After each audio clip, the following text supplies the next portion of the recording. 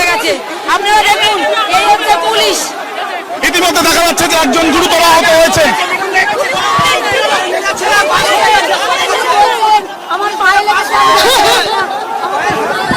একজন গুরুতর আহত, আরো একবার ঠেলে ফেলে দিয়েছেন ওদের ওই গেটটার মধ্যে,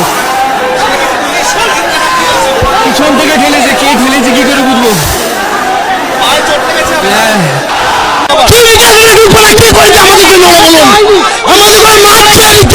ধাক্কা মারিনি, নিজে থেকে পড়ে গেছে।